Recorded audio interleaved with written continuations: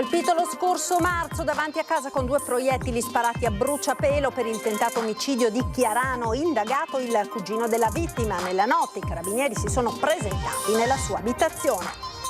La testimonianza della vittima dell'agguato: c'è paura, abbiamo allontanato i bambini per proteggerli. Il presunto aggressore dal carcere respinge le accuse. Un problema al cuore, l'ipotesi emersa dall'autopsia sul corpo dell'uomo di 53 anni morto all'ospedale di San Vito al Tagliamento dopo un intervento chirurgico alla spalla. Terraglio Est, nuovo passo in avanti al via al bando per il secondo stralcio dell'opera da 38 milioni di euro, cantieri aperti nel 2025. Cresce il numero di persone in difficoltà nella Marca. Il bilancio sociale 2023 della Caritas Tarvisina. Sabato la presentazione alla città e l'omaggio a Don Davide Schiavone, scomparso a novembre. In diretta Ring, i canti del tetto di Carbonera, ultimo nato tra i cori ANA della sezione di Treviso, ormai in partenza per Vicenza, dove si esibirà in un concerto venerdì sera. Centinaia di bambini padovani a lezione di sport stamattina in Prato della Valle con 4 insegnanti d'eccezione, 4 campionissimi: Panatta, Lucchetta, Graziani e Castro Giovanni. Buonasera dall'edizione di Treviso dei nostri telegiornali, ben ritrovati. La cronaca in primo piano, colpito a casa con 2 proiettili sparati a bruciapelo, accade lo scorso marzo a Chiarano. Ebbene, per quel tentato omicidio ora è indagato il cugino della vittima che vive a Salgareda. Questa notte i carabinieri si sono presentati nella sua abitazione. Hanno fatto irruzione nella notte a casa di Balai Edmond, 33 anni, carabinieri supportati dall'aliquota primo intervento di Padova e dall'unità cinofila. In pochi istanti i militari dell'Arma hanno circondato l'abitazione a Salgareda. L'uomo è stato fermato, sarebbe coinvolto nel tentato omicidio del cugino, Kukici Aydin, 37 anni, dipendente in un'azienda del Veneziano. Potrebbe essere uno degli esecutori materiali o il mandante del gravissimo fatto di sangue. Lo scorso 7 marzo 2024 la vittima è stata raggiunta da 2 colpi di pistola proprio davanti a casa a Chiarano, ferita ad un fianco e ad una gamba. Ancora non mi sono ripreso fisicamente, psicologicamente, comunque è stato dura. Per il 33enne bloccato dai carabinieri è scattato anche l'arresto. Gli investigatori da tempo stavano monitorando i suoi movimenti tra Italia e Kosovo. Su di lui pendeva un provvedimento di esecuzione di pene concorrenti emesso nel 2022 dal Tribunale di Venezia per reati contro la persona e in materia di armi e stupefacenti. L'uomo è stato accompagnato in carcere a Treviso per espiare 5 anni e 4 mesi di reclusione. I militari dell'Arma, sotto la direzione della Procura della Repubblica di Treviso, hanno notificato allo straniero anche un avviso di garanzia per i reati aggravati ed in concorso di tentato omicidio del cugino e detenzione e porto illegale di armi, procedendo ad una serie di perquisizioni a suo carico che hanno permesso di acquisire ulteriori elementi di interesse investigativo. Sotto la lente di ingrandimento degli inquirenti i cellulari del 33enne. Quella mattina del 7 marzo 2 persone in scooter travisate con casco hanno esploso colpi di pistola contro il 37enne che stava andando al lavoro. I suoi nonni sono venuti qui a trovarci dopo l'accaduto e allora abbiamo preferito di mandare via i bambini in maniera che dopo quello che era successo stessero un po' più tranquilli. Per un po' di tempo i piccoli sono stati in Germania, ma la paura non è passata, ci dice l'avvocato. Sì, si ha paura soprattutto per i piccoli, perché sono veramente piccoli, perché hanno visto, non hanno visto la scena diretta, però nell'immediato hanno visto il loro papà ferito, sono andati in ospedale. Kukici Aydin non è ancora tornato a lavoro. No, ancora non sono tornato a lavoro, perché ho le ferite, una è ancora aperta e le altre sono migliorate. Fondamentali saranno anche le immagini della videosorveglianza della zona che potrebbero aver ripreso lo scooter con i 2 malviventi. Ed intanto il cugino indagato respinge le accuse. Un agguato studiato e pensato nei minimi dettagli. I 2 malviventi lo hanno atteso e appena è uscito dall'abitazione di via Tabacchi lo hanno colpito a bruciapelo. Indagato per tentato omicidio in concorso il cugino con cui la vittima avrebbe avuto un'accesa discussione alcuni anni prima per una questione di proprietà immobiliari. Balai Edmond, ora indagato per tentato omicidio in concorso e porto illegale d'armi, è tornato qualche giorno fa dal Kosovo e respinge completamente le accuse, ci spiega il suo legale Alessandra Nava. Il mio assistito nega di essere stato né il mandante né l'esecutore. Non sarebbe nemmeno stato in Italia, secondo la sua versione, ovviamente tutta da verificare. Perquisita l'abitazione del 33enne. È stata fatta una perquisizione, non sono state trovate armi e quindi conseguentemente le perquisizioni danno anche la possibilità di avere appunto l'avviso di garanzia. Rispetto a questa ipotesi noi cominceremo a lavorare immediatamente per dimostrare che è un'ipotesi infondata. Intanto continuano le indagini dei carabinieri, saranno messe sotto la lente di ingrandimento i cellulari dell'uomo per verificare eventuali messaggi o contatti che possano portare al o ai complici. Per il tentato omicidio non è stata adottata per ora nessuna misura cautelare. Problema al cuore, l'ipotesi emersa dall'autopsia sul corpo dell'uomo di 53 anni morto lo scorso 24 aprile all'ospedale di San Vito al Tagliamento. Il decesso era sopraggiunto dopo un intervento chirurgico ad una spalla. Potrebbe essere stato un problema di natura cardiaca a causare la morte di Diego Rulli, il 53enne di Motta di Livenza, trovato senza vita nel letto della sua stanza all'ospedale di San Vito al Tagliamento dopo un'operazione chirurgica a una spalla. Questo quanto emerso dall'autopsia eseguita questa mattina dal medico legale Antonello Cirnelli, incaricato dalla procura per far luce sulle cause del decesso. L'esame autoptico è stato eseguito nella cella mortuaria dell'ospedale di Pordenone. Rulli si era sottoposto a un intervento alla cuffia dei rotatori, ma qualche ora dopo era sopraggiunta la tragedia. Come atto dovuto a tutela delle garanzie difensive, la procura ha aperto un fascicolo d'inchiesta indagando l'ortopedico e l'anestesista che hanno eseguito l'intervento. Il lavoro del medico legale non si fermerà qui. Dopo l'autopsia, infatti, è previsto un approfondimento per capire specificatamente di quale problema cardiaco si sia trattato e se potesse essere prevedibile o evitabile. Il tutto in un tempo tecnico di 90 giorni. Terraglio Est al via al bando per il secondo stralcio dell'opera da 38 milioni di euro, cantieri aperti nel 2025.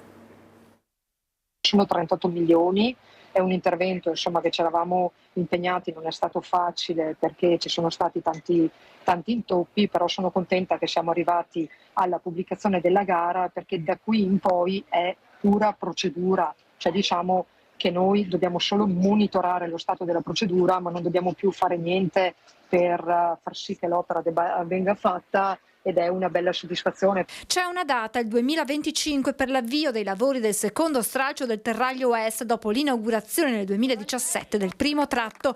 Un'opera rimasta fino ad oggi incompleta, visto che mancava la copertura economica per il suo completamento. 38 milioni di euro recuperati dai 200 milioni dei fondi per lo sviluppo e la coesione destinati alle infrastrutture. Manca ora solo un ultimo passaggio burocratico dopo che i fondi FSC una decina di giorni fa sono approdati all'ultimo CIPE. Dovremmo aspettare la bollinatura della Corte dei Conti, della delibera del CIPES, però di fatto che cosa ho concordato con Veneto Strade? Di andare avanti con il bando, l'ho autorizzato ad andare avanti con il bando, condizionandolo ovviamente l'aggiudicazione alla delibera della Corte dei Conti. Il Terraglio Est permetterà di collegare il casello autostradale di Preganziolo sulla A4 e la tangenziale di Treviso fino al casello di Silea sulla A27, convogliando qui mezzi pesanti provenienti dalle aree industriali di Dossone e Casiere, oltre al traffico transitante nell'area dei comuni a sud di Treviso. Dei 3.300 metri di infrastruttura stradale, 1.700 saranno realizzati adeguando il tratto esistente, mentre altri 1.600 su nuovo sedime stradale, fino all'innesto con la tangenziale sud di Treviso. Su questo tratto è prevista la realizzazione di 2 rotatorie, di 2 sottopassi stradali e di un tracciato ciclabile a doppio senso di marcia.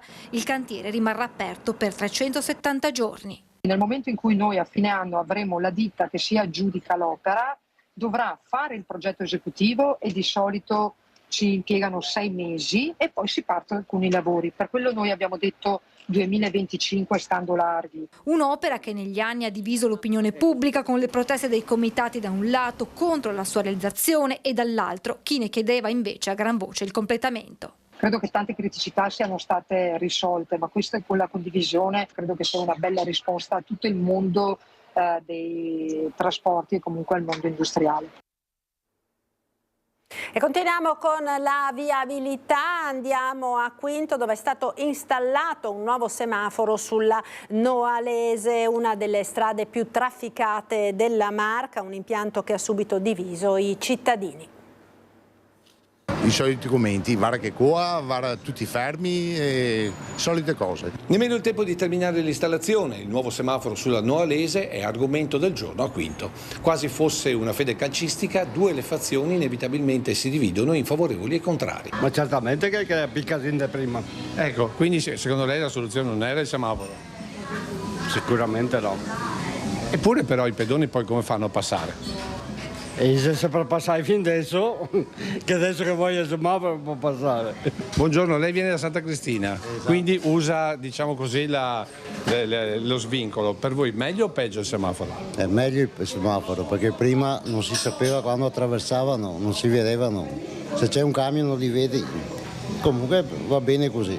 Impressioni dall'osservatorio privilegiato del Gallo, punto di riferimento storico di questo incrocio che, va detto, mette da sempre un po' in crisi chi da Sant'Alberto va verso Treviso, al punto che lo storico piazzale verrà ridotto per fare un'immissione dolce verso destra, anche se al momento sono più buche che altro. È il principale quello, la gente si rovescia anche con la bicicletta.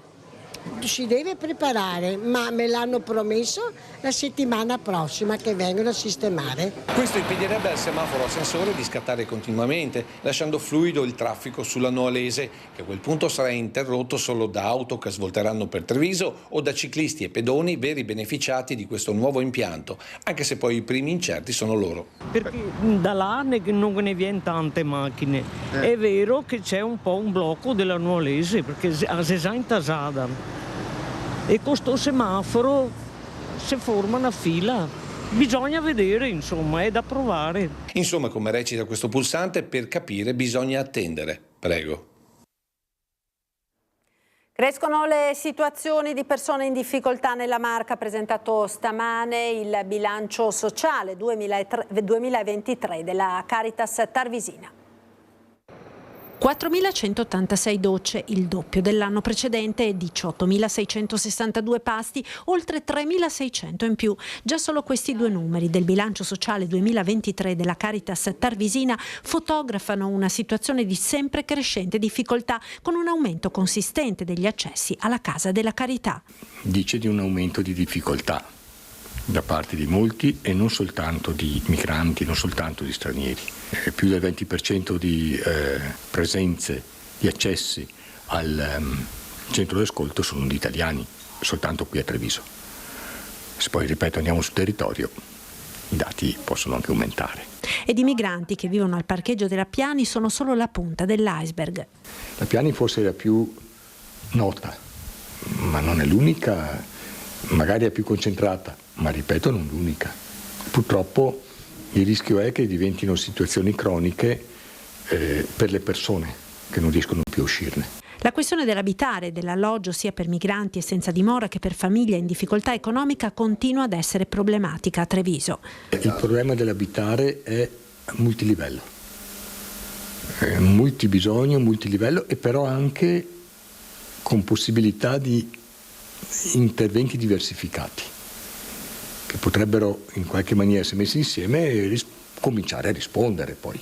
A fronte delle tante difficoltà cresce anche la solidarietà della Marca. Nel 2023 le donazioni di aziende e privati cittadini hanno superato gli 800.000 euro, la metà dei quali per le emergenze nazionali e internazionali, un bilancio sul quale è evidente la mano di Don Davide Schiavon, morto improvvisamente lo scorso novembre. L'amatissimo direttore della Caritas Tarvisina aveva già scritto il testo che avrebbe dato il filo conduttore, che è stato ripreso nei diversi capitoli. Don Davide verrà ricordato sabato alla presentazione in Casa della Carità, con semplicità, come egli avrebbe voluto.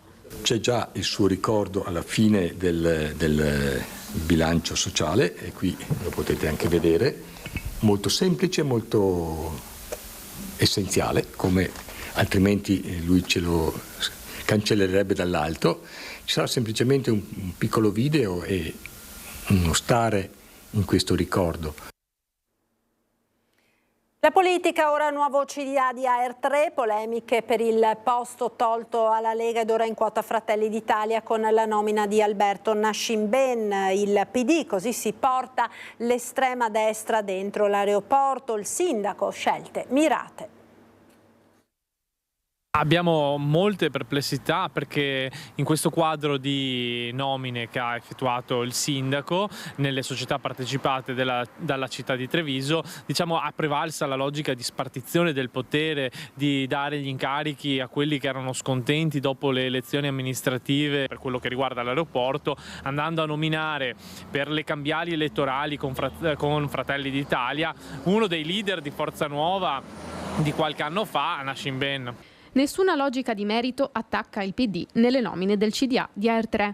È il nome di Alberto Nascimben, neoeletto all'interno del consiglio di amministrazione della società partecipata, ad aver scatenato la polemica da parte dell'opposizione. L'accusa: portare all'interno dell'aeroporto la destra estrema. Rispedisco al mittente queste critiche che sono un po' scontate e molto strumentali, quindi lasciano il tempo che trovano. Non voglio ricordare le loro nomine del passato perché non mi interessa scendere al loro livello, però mi piace guardare le persone negli occhi e soprattutto guardare la qualità umana, e devo dire che con Alberto Nascimben abbiamo fatto un ottimo acquisto. Esponente di una nota famiglia di pasticceri, imprenditore, si occupa anche di turismo, avendo in gestione 7 camere e appartamenti in centro città. Indicato dalla componente di Prima i Trevigiani, associazione integrata al partito dei Meloniani e di cui è tesserato, a disturbare l'opposizione è la sua militanza in Forza Nuova, di cui è stato esponente di spicco in provincia. Nascimben Alberto è un imprenditore, una persona assolutamente per bene e che rappresenta Fratelli d'Italia e rappresenta il gruppo di Prima i Trevigiani, ma io guardo le persone e non l'appartenenza politica. Riconfermata la presenza di Marco Pinzi, con lui nominata anche la leghista Benedetta Ippolita Lolli. Nomine che, nonostante le polemiche, arrivano nel momento in cui il master plan dell'aeroporto Canova è arrivato alla fine del suo iter burocratico. Il master plan ha come obiettivo quello di migliorare la mitigazione ambientale della struttura aeroportuale. E oggi pomeriggio al Sant'Artemio, riunione delle province venete, sul tavolo i nuovi tagli del governo, ma anche la nuova legge di riforma ancora ferma a Roma. Che l'ente provincia debba tornare a dare risposte ai cittadini con le dovute risorse. Mancano i soldi alle province venete e quest'anno ne mancheranno ancora di più. Questo in sintesi il bilancio dell'incontro di oggi tra presidenti e rappresentanti dei 7 distretti regionali che da 10 anni sono penalizzati dalla riforma del Rio. Oggi le entrate delle province vertono sostanzialmente sul mercato dell'auto e sulle province, quelle del Veneto, grava ancora il prelievo forzoso della legge 190 del 2015, la finanziaria post del Rio, che cuba quasi 123 milioni di euro. Però, come racconta la storia di una riforma a metà, negli ultimi 10 anni le province hanno dimostrato che servono. 2 esempi pratici: scuole e strade. Le province servono, non ci sono i soldi, non vi è una piena legittimità democratica che dia ai presidenti, al Consiglio, all'ente un mandato che arriva dal popolo, perché non c'è. Eppure da tempo l'attuale governo ha annunciato più volte la controrivoluzione per le province, al momento però ferma nei cassetti ministeriali. È giacente un progetto di legge unico e già condiviso che però inspiegabilmente si è fermato. Credo che verosimilmente sia legato alla tornata elettorale e l'auspicio è che al termine di questa tornata elettorale si torni a prendere per mano quel progetto di legge. Ci fermiamo ora per la pubblicità, linea alla regia. Ci vediamo tra poco.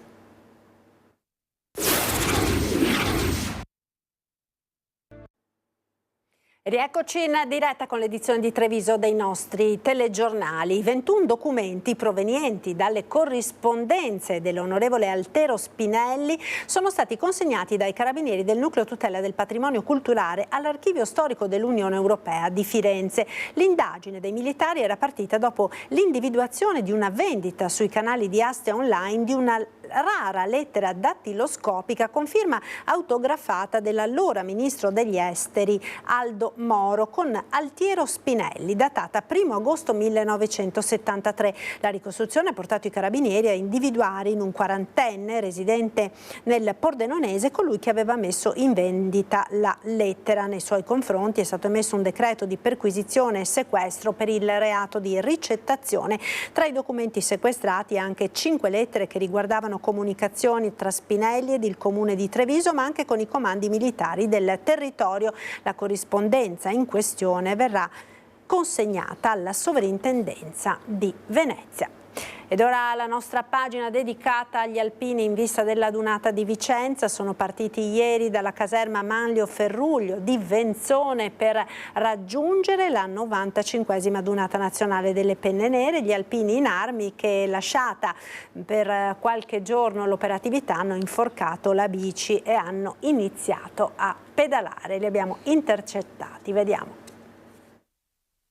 Sono arrivati poco dopo l'ora di pranzo, concludendo la seconda tappa del loro viaggio verso Vicenza. Sono gli alpini in armi della caserma di Venzone, da tempo legati con le Penne Nere di Preganziol.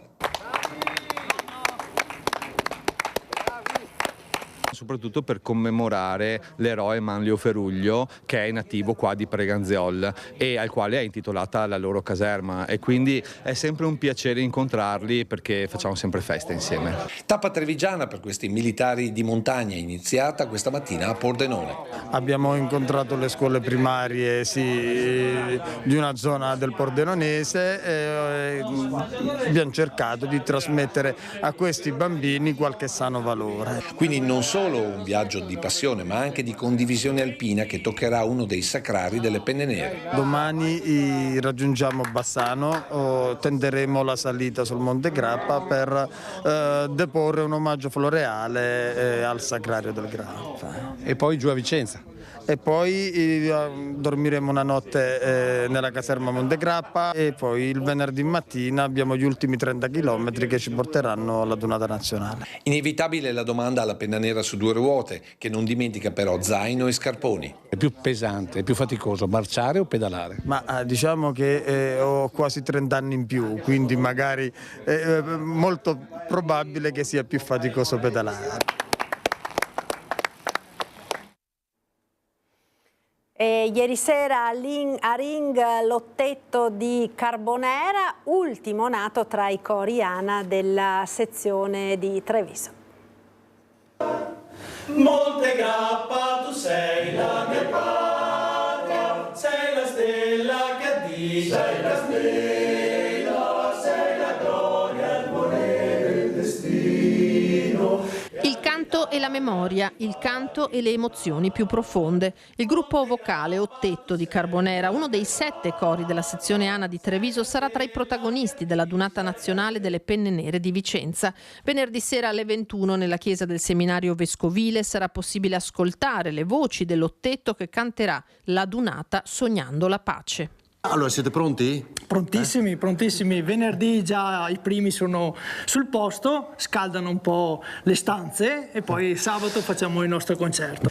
Comincia il fuoco, l'artiglieria, terzo alpini e sulla via, Monte Nero a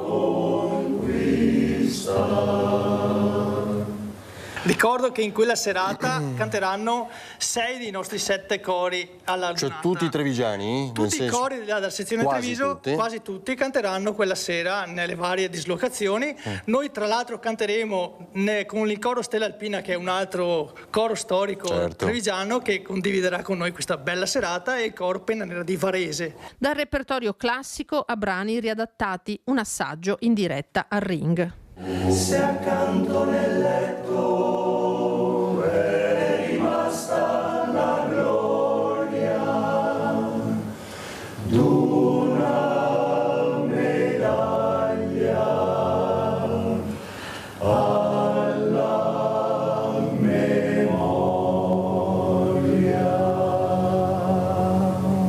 È un brano meraviglioso, prima di tutto perché è contro la guerra. e poi perché racconta la tragedia di chi la guerra la vive in maniera indiretta, cioè di chi rimane a casa.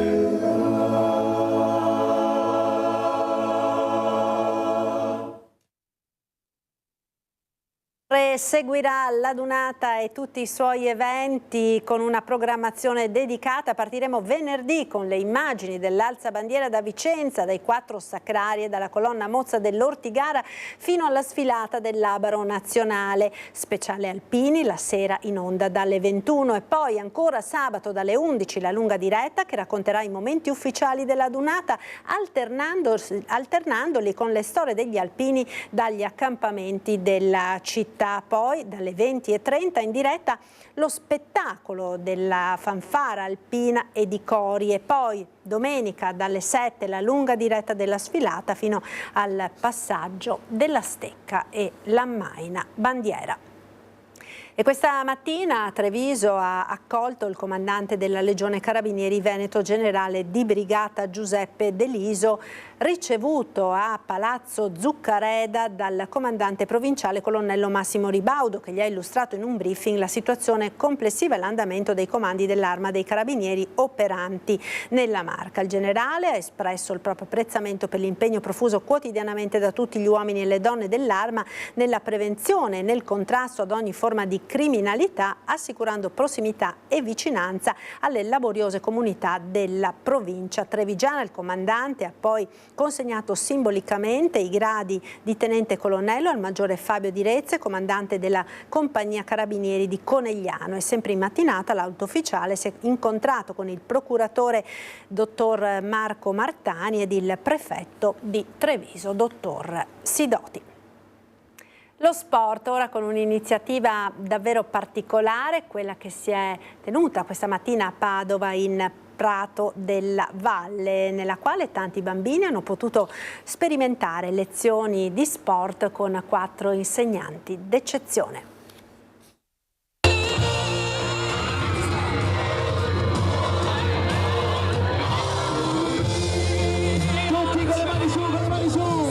Quattro grandi campioni dello sport, a tutti gli effetti leggende nelle loro discipline, questa mattina hanno trasformato Prato della Valle in una palestra a cielo aperto, accolti da un'ovazione. Adriano Panatta, Andrea Lucchetta, Ciccio Graziani, Martin Castrogiovanni sono arrivati in città per la terza tappa del più importante tour sportivo educativo italiano, un campione per amico, giunto alla 23esima edizione. Ad attenderli centinaia di alunni delle scuole primarie di Padova, che con loro hanno potuto provare il tennis, la pallavolo, il calcio e il rugby. Per tutti, ecco i loro consigli e i loro messaggi. Lasciargli un bel ricordo proprio dello sport, fatto con spensieratezza e con il sorriso. Un ragazzino può decidere di scegliere qualsiasi tipo di sport, perché noi vediamo che in questi tour purtroppo tanti bambini sono legati alla tecnologia, iPad, telefonini, PlayStation. E quando a un bambino dico che sport fai? Non faccio sport, gioca alla PlayStation.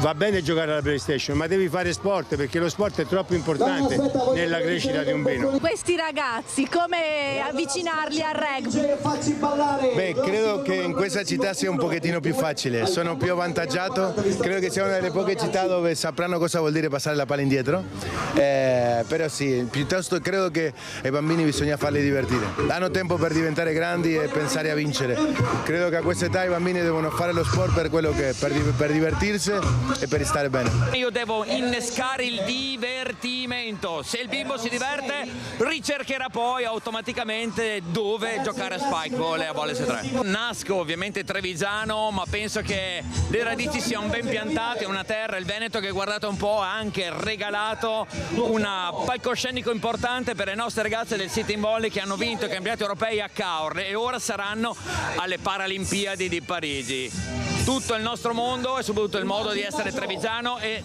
disperdere ovviamente in tutta Italia quella voglia di essere frizzantino come un prosecco e lungo come radicchio trevigiano spadone. Ed ora le notizie da Belluno e provincia.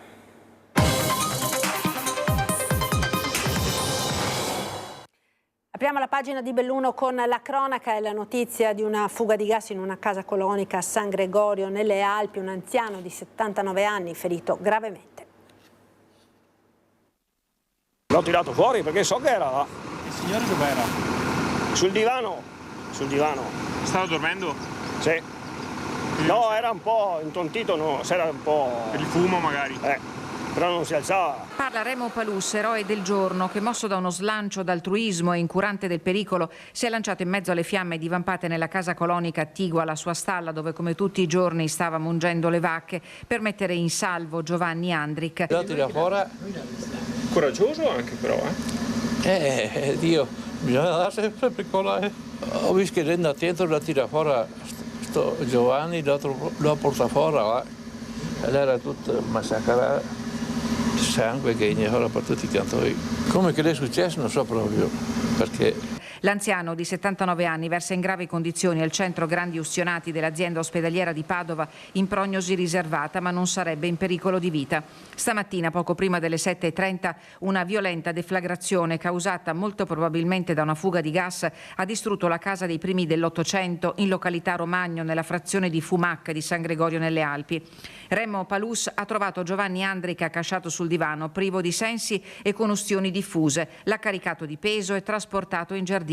I sanitari dell'eliambulanza del SUEM di Treviso e quelli dell'ambulanza di Feltre hanno prestato le prime cure al 79enne, che è stato intubato e trasferito a Padova. L'allarme è stato lanciato dal nipote dell'anziano. L'allerta è arrivata alle centrali del SUEM 118 e dei vigili del fuoco arrivati da Belluno e da Feltre, anche con il supporto dei volontari. L'abbiamo soccorsa subito, c'era un nostro collega che abita qua vicino, che è venuto anche prima di noi, e ci ha dato indicazioni su come intervenire. I pompieri sono stati impegnati a lungo per circoscrivere l'incendio e per mettere in sicurezza ciò che resta della casa colonica, completamente distrutta. Abbiamo cercato appunto di spegnere questo incendio, soprattutto confinandolo che non invada le parti laterali, destra e sinistra, le altre abitazioni.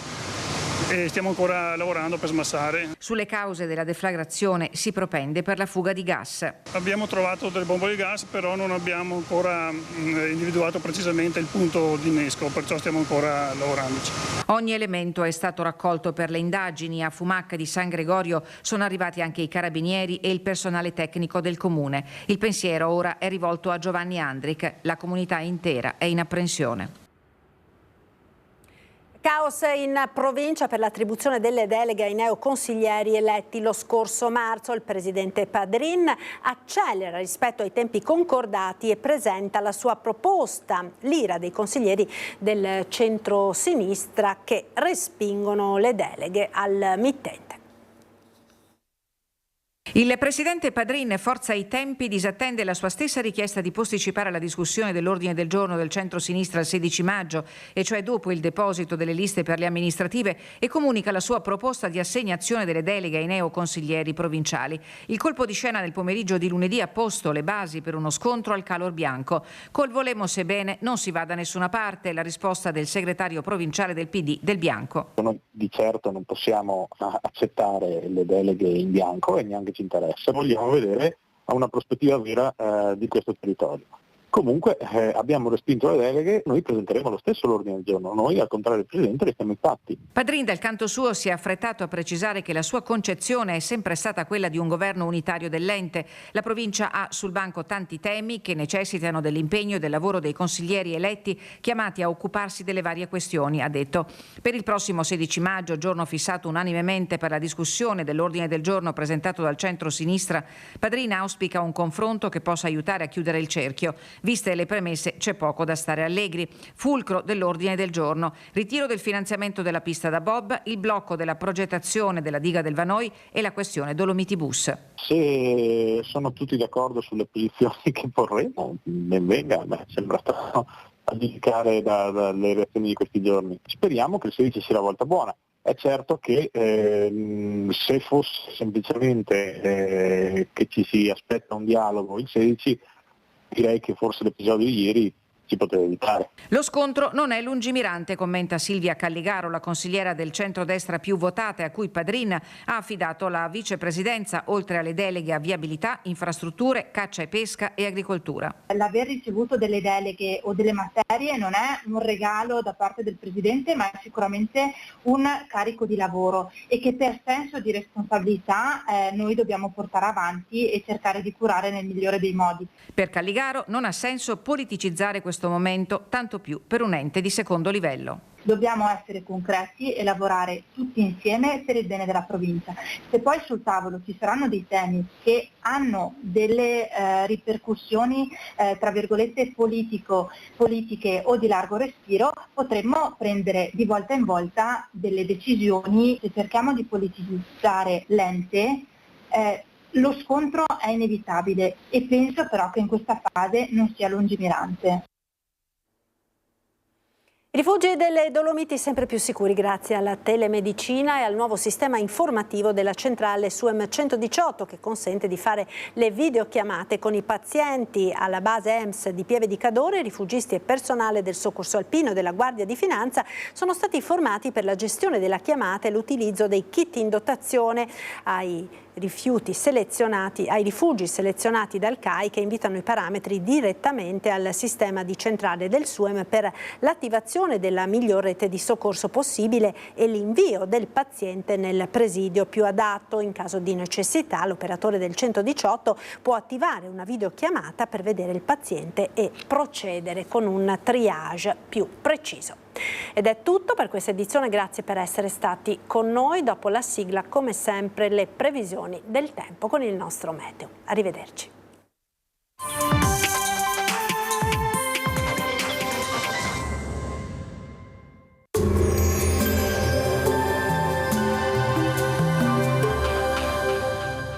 Entra nel mondo Lolato.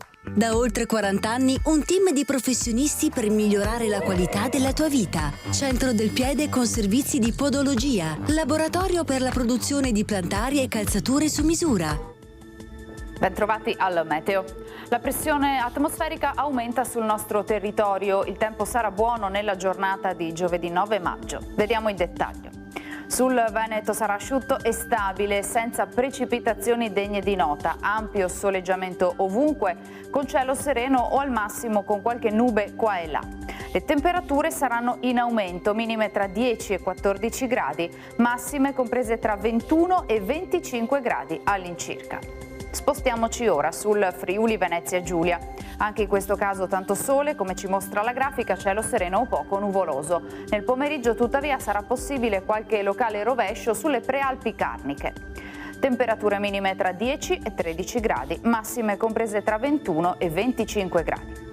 Infine diamo uno sguardo alla situazione del Trentino Alto Adige, dove avremo poche novità. Il tempo infatti sarà abbastanza soleggiato con qualche nube. Temperature minime sugli 11 gradi, massime intorno ai 25. Dal meteo di Antenna 3 per ora è tutto, arrivederci al prossimo aggiornamento.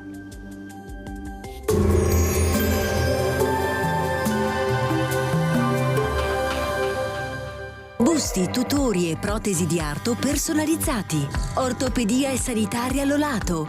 A Treviso e Montebelluna. Lolato, soluzioni per star bene.